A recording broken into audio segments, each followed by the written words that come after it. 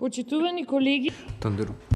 почитувана јавност, според членот од Деловникот 77, барам точката од предложениот дневен ред под реден број 38 да биде предпоследна.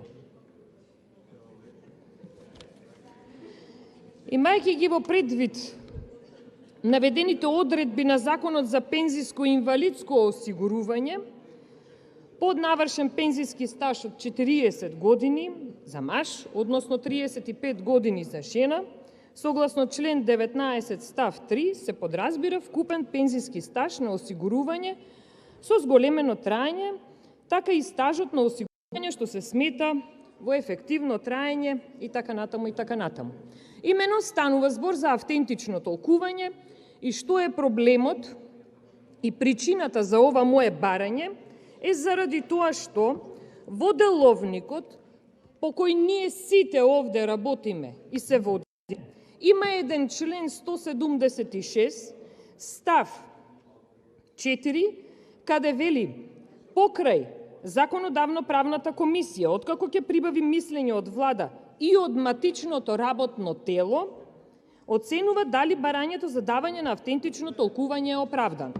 Почитувани колеги, лично сметам дека во Собраниево имавме лошо искуство со шверцарско брзо носење на автентично толкување, поднесено на 19.4.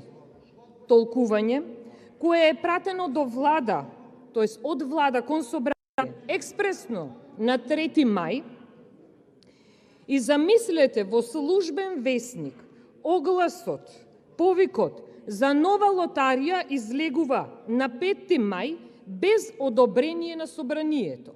Две работи ме мачат. Ме мачи тоа зошто ова Собрание барем еднаш нема ред, нема почит спрема сите нас и се скока оваа институција, бидејќи службен весник институцијата не смее без да добие одобрение од Собранието да дава ваков оглас. А втората работа е тоа, кога ние овде непрофесионално работиме и не се почитуваме, како тогаш и јавноста да не почитува, па на крајот на денот да бараме ние ред и мир во оваа држава. Собранието, зошто да не го подготвува пленумот за детална анализа? Зошто сето ова да не се анализира во матичното работно тело?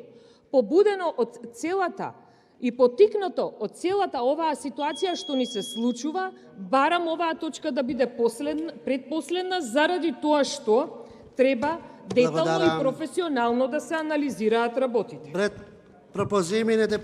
Предлогот на пратеничката Бекис Тистаменковска Трајковска 31 точка да се разгледа како предпоследна, ја ставам на гласање. Кој е за?